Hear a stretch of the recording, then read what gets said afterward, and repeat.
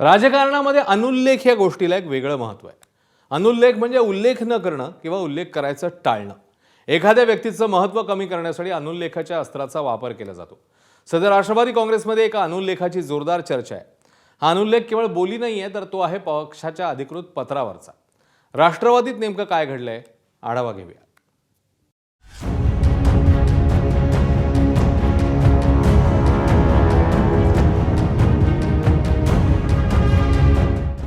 मागच्या अनेक वर्ष प्रफुल्ल पटेल यांनी हा कारभार सांभाळला आणि आता अचानक या ठिकाणी काढणं सुनेत्राबाई सांगू शकतील. जेव्हा पक्ष एक होता ना, एक वेळ माझं नाव गळू शकत होतं, पण प्रफुल्लभाईंचं नाही.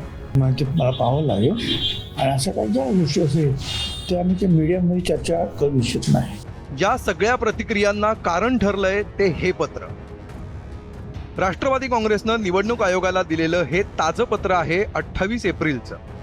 या पत्रात पक्षाध्यक्ष सुनेत्रा पवारांसह पक्षाच्या प्रमुख पदाधिकाऱ्यांची नावं आहेत. मात्र या यादीतून 2 नावं गायब आहेत. हे 2 नेते म्हणजे प्रफुल्ल पटेल आणि सुनील तटकरे. आता या 2 दिग्गज नेत्यांची नावं पत्रातून वगळल्याचं लक्षात आल्यावर साहजिकच सर्वांच्या भुवया उंचावल्या. ही नजरचूक आहे की जाणीवपूर्वक करण्यात आलंय, याची जोरदार चर्चा राजकीय वर्तुळात सुरू झाली आहे.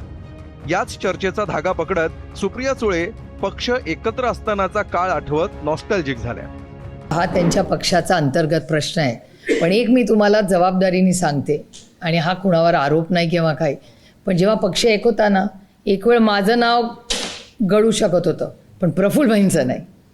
म्हणजे आदरणीय पवार साहेबांच्या नावानंतर एक नाव त्या पक्षाने होतं की ते प्रफुल्लभाईंचं असायचं. त्याच्यानंतर दादा, भुजबळ साहेब, सुनील तटकरे जी, आर आबा वगैरे, जयंतराव वगैरे सगळे आम्ही असायचो. पण म्हणजे हे मी वास्तव तुम्हाला सांगते की म्हणजे शेवटी तो त्यांचा पक्षाचा अंतर्गत प्रश्न आहे. टायपो एरर आहे, नाही आहे, कुणाची चूक आहे, मला ह्याच्यात पडायचं नाही. विशेष म्हणजे पटेल आणि तटकरे यांची नावं पक्षाच्या अधिकृत पत्रातून गायब झाल्याचा हा प्रकार पहिल्यांदाच घडलेला नाही. यापूर्वी मार्च महिन्यातही सुनेत्रा पवारांनी एक पत्र निवडणूक आयोगाला दिलं होतं. त्यातही प्रफुल्ल पटेलांच्या नावाचा उल्लेख नव्हता. त्यानंतर पुन्हा एकदा असाच प्रकार घडल्यामुळे राष्ट्रवादीत सुरू असलेल्या कोल्ड वॉरची जोरदार चर्चा सुरू झाली आहे. अजित पवारांच्या निधनानंतर पार्थ पवार आणि तटकरे पटेल यांच्यात सर्व काही आलबेल नसल्याची चर्चा रंगते. पक्षाच्या अधिकृत पत्रातून देखील या 2 नेत्यांची नावं वगळलं जाणं हा याच कोल्ड वॉरचा परिणाम तर नाही ना, असा प्रश्न दबक्या आवाजात का होईना पण विचारला जातोय. अर्थसंकल्पीय अधिवेशनाला देखील सुनेत्रा पवारांसोबत प्रफुल्ल पटेल नव्हते, याकडे देखील अनेकांकडून लक्ष वेधण्यात आलंय. आताही आसाममध्ये हेमंता बिस्वा शर्मांच्या शपथविधीला सुनेत्रा पवार आणि प्रफुल्ल पटेल हे वेगवेगळे गेल्याचा मुद्दा विरोधकांकडून अधोरेखित करण्यात आला आहे. बघा, प्रफुल्ल पटेल नीच अजित पवारांबरोबर वेगळं होऊन पार्टी केली आणि दिल्लीमध्ये त्यांनी मोर्चा सांभाळला.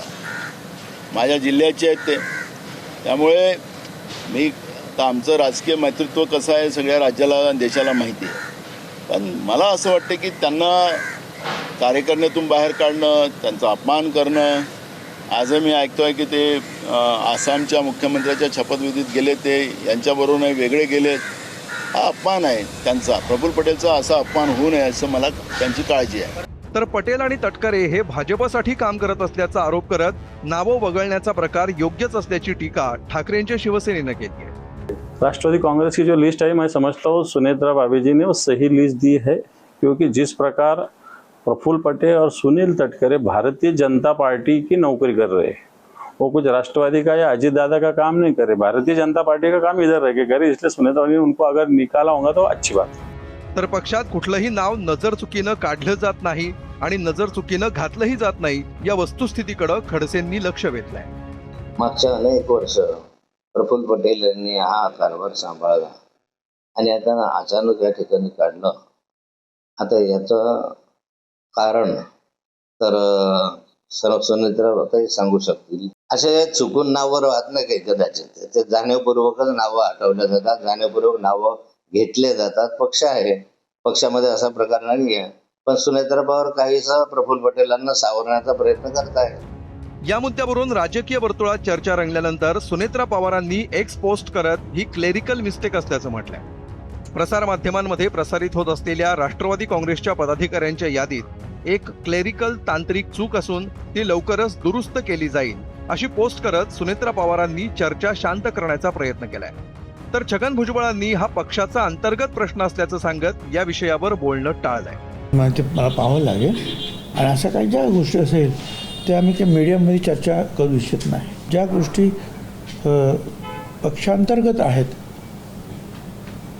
त्याच्यावर मी चर्चा करणं, कमेंट करणं बरोबर नाही. पटेल आणि तटकरेंचं नाव वगळण्याला सुनेत्रा पवार क्लेरिकल मिस्टेक म्हणतायत.